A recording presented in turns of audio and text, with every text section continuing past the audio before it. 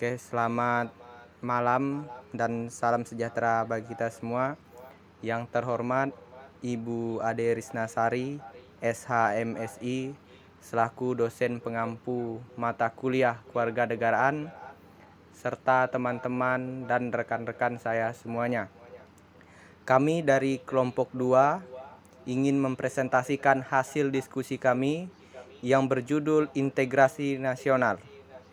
Berikut anggota kelompok kami.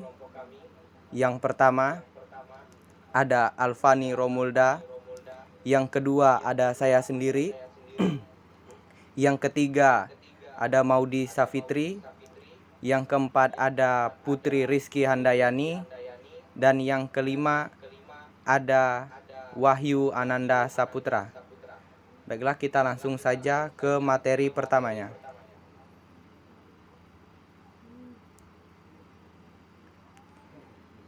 Baiklah, di sini saya akan menjelaskan tentang integrasi.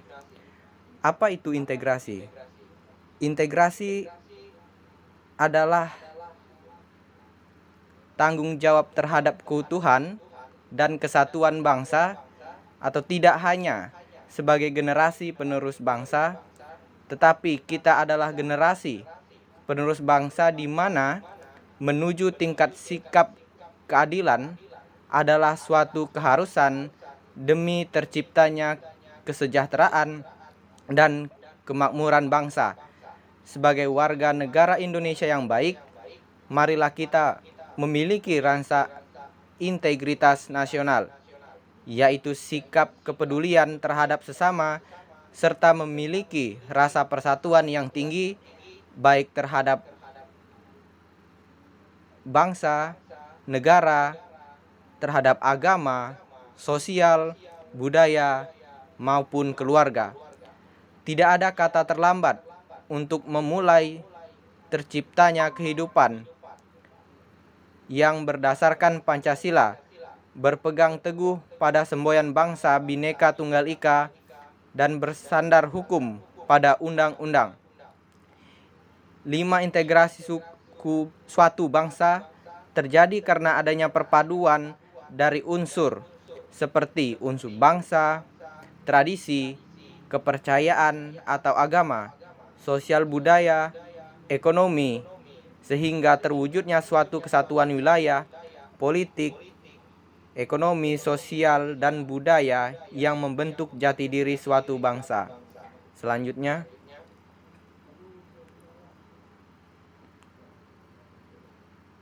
mengenal sistem nilai hubungan sosial. Itu ada 5.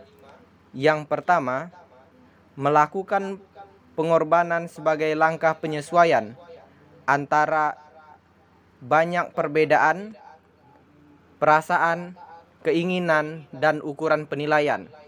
Yang kedua, terciptanya kesadaran dan kesediaan untuk mencapai suatu konsensus. Yang ketiga, mengidentifikasi akar persamaan di antara kultur etnis yang ada. Yang keempat, kemampuan segenap kelompok yang ada untuk berperan secara bersama-sama dalam kehidupan budaya dan ekonomi. Yang kelima, menghilangkan pengotak-ngotakan kebudayaan. Selanjutnya, saya persilahkan pada Wahyu. Saya akan jelaskan slide selanjutnya, yang mana faktor-faktor yang mempengaruhi integrasi nasional. Nah, dalam integrasi nasional terdapat beberapa faktor yang mempengaruhinya. Antara faktor-faktor tersebut yaitu yang pertama, faktor pendorong integrasi nasional yang mempengaruhi kemajuan suatu proses dalam mewujudkan integrasi nasional. Di antaranya ada 4. Yang pertama, rasa senasib seperjuangan di masa lalu. Terus yang kedua, adanya ideologi nasional. Yang ketiga, adanya sikap tekad dan keinginan kembalinya bersatu.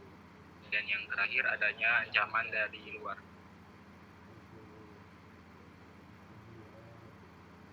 Selanjutnya, faktor pendukung integrasi nasional. Ada 2. Yang pertama, semangat persatuan dan kesatuan dalam bangsa. kesadaran akan kesatuan dan kesatuan, sikap nasionalisme dan keharmonisan untuk hidup secara berdampingan atau bersama-sama. Nah, yang kedua adanya jiwa rasa yang semangat dalam gotong royong, sikap bekerja sama dalam menyelesaikan dilakukan tanpa pamrih, secara sukarela, menurut batas kemampuan masing-masing. Baiklah, selanjutnya anggota kelompok. Baiklah, terima kasih kepada Wahyu.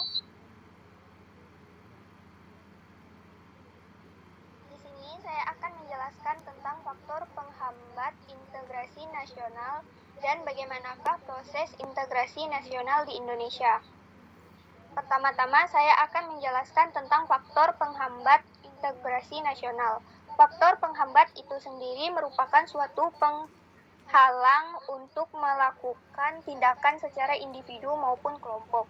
Beberapa faktor penghambat terwujudnya integrasi nasional diantaranya kurangnya penghargaan terhadap kemajemukan, yaitu memiliki jumlah suku dan kebudayaan terbanyak, namun kurangnya penghargaan terhadap kemajemukan yang dilakukan pemerintah maupun masyarakat. Yang kedua, kurangnya toleransi sesama golongan. Toleransi terhadap keberagaman dan kemajemukan yang ada di masyarakat yang akan mengakibatkan rasa kesatuan dan persatuan bangsa, sehingga mengakibatkan integrasi nasional tidak terwujud. Slide selanjutnya.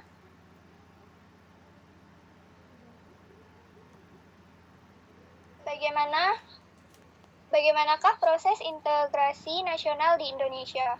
Untuk mencapai integrasi nasional dibutuhkan suatu proses yang matang agar kelak keintegrasian tersebut tidak terpecah belah oleh berbagai ancaman, gangguan, dan hambatan yang datangnya berasal dari dalam maupun luar negeri. Lalu bagaimanakah proses integrasi tersebut? Yang pertama, modal awal integrasi nasional adalah adanya rasa senasib dan sepenanggungan yang dimiliki oleh bangsa Indonesia sejak dahulu kala, dan ada benih-benih semangat kebangsaan yang membentuk keutuhan bangsa Indonesia. Yang kedua, masuknya pada abad ke-20, gejala semangat kebangsaan semakin membara. Perjuangan membangun organisasi mencitrakan bahwa adanya integrasi nasional kultural. Pasca proklamasi kemerdekaan, perjalanan bangsa Indonesia di dalam bernegara harus ditempuh dengan berbagai peristiwa, berbagai cobaan, ancaman, dan bahaya terhadap suatu negara yang tengah membangun keutuhan bangsa harus bisa dihadapi. Baiklah, untuk slide selanjutnya saya serahkan kepada teman saya. Slide selanjutnya. Baiklah, di sini saya akan menjelaskan tentang pentingnya integrasi nasional bagi bangsa Indonesia. Slide selanjutnya. Integrasi nasional penting. Slide-nya, Edi. Slide-nya. Integrasi nasional penting untuk diwujudkan dalam kehidupan masyarakat Indonesia, dikarenakan Indonesia merupakan negara yang masih berkembang atau dapat dikatakan negara yang masih mencari jati diri. Selain itu, integrasi nasional sangat penting untuk diwujudkan karena integrasi nasional merupakan suatu cara yang dapat menyatukan berbagai macam perbedaan yang ada di Indonesia. Indonesia sangat dikenal dengan keanekaragaman suku, budaya, dan agama. Oleh sebab itu, adanya pengaruh globalisasi yang masuk ke Indonesia membuat masyarakat Indonesia lebih memilih untuk suatu yang tren, walaupun hal tersebut membuat upaya integrasi tidak terwujud. Masyarakat Indonesia belum sadar akan pengaruh globalisasi yang ternyata tidak baik bagi masyarakat Indonesia. Selain pengaruh globalisasi, masyarakat Indonesia bertindak atas wewenang sendiri maupun kelompok, sehingga konflik terjadi di mana-mana, seperti pertengkaran antar suku, pembakaran tempat-tempat ibadah, dan lain sebagainya. Slide selanjutnya. Yang selanjutnya, ancaman terhadap integrasi nasional ada dua. yaitu ancaman militer dan ancaman non-militer. Ancaman militer adalah ancaman yang menggunakan kekuatan bersenjata yang terorganisasi yang dinilai mempunyai kemampuan yang membahayakan kedaulatan negara, keutuhan wilayah negara, dan keselamatan segenap bangsa. Ancaman militer dapat berbentuk agresi, pelanggaran wilayah, spionase, sabotase, aksi teror bersenjata, pemberontakan, dan perang saudara. Yang kedua, ancaman non-militer. Ancaman non-militer Kenapa atau diganti gitu? non-militer memiliki Masih yang karakteristik tadi. yang berbeda dengan ancaman militer, Itu udah aku ke yaitu bawah tidak tuh. bersifat fisik serta bentuknya tidak terlihat seperti ancaman militer.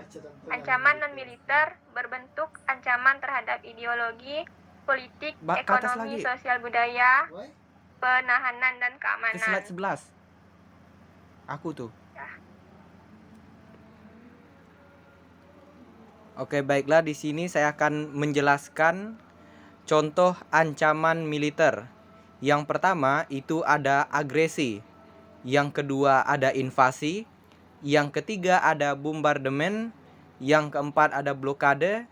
Dan yang kelima dan yang keenam ada spionase dan sabotase. Slide selanjutnya. Adapun contoh ancaman non-militer yaitu ada 6. Yang pertama ada ancaman berdimensi politik. Yang kedua ancaman berdimensi ideologi. Yang ketiga ancaman berdimensi ekonomi. Yang keempat ancaman berdimensi sosial budaya. Yang kelima ancaman berdimensi teknologi informasi. Yang terakhir yang keenam ancaman berdimensi keselamatan umum. Nah, berikutnya kita akan menyimak tentang video. Slide selanjutnya.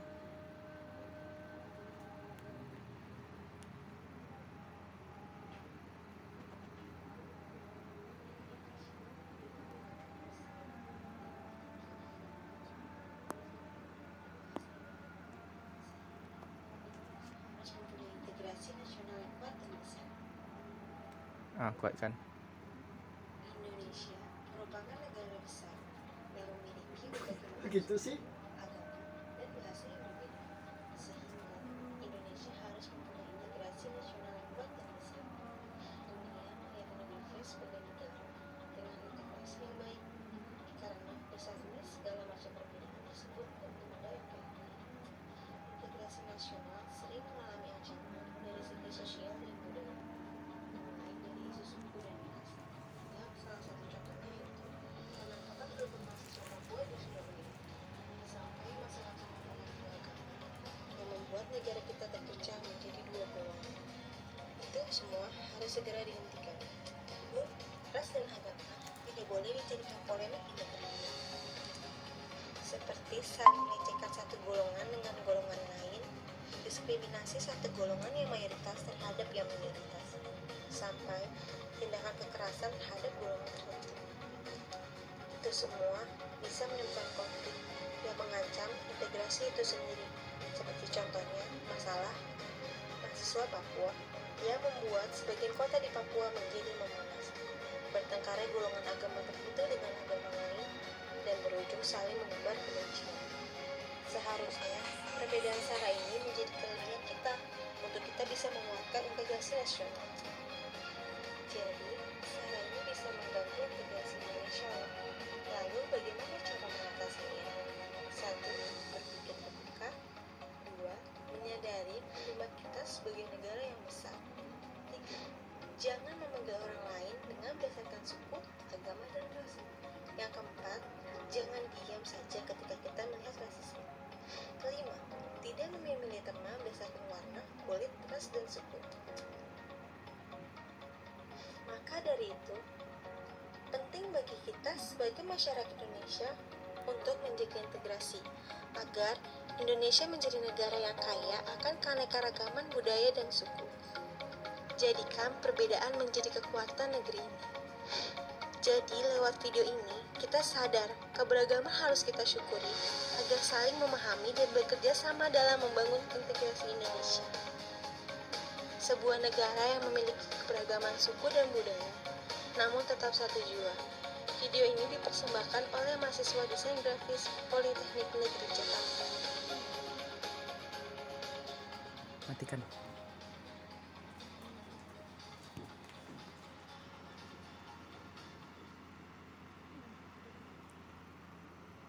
Oke, mungkin itu saja presentasi dari kami kelompok 2 tentang integritas nasional. Mungkin jika ada teman-teman yang melihat video ini ingin bertanya, silahkan, nanti kami akan membuka sesi pertanyaan di grup. Oke, sekian saya tutup presentasi pada malam hari ini. Saya ucapkan terima kasih. Selamat malam dan salam sejahtera untuk kita semua. Malam. Malam. Love you.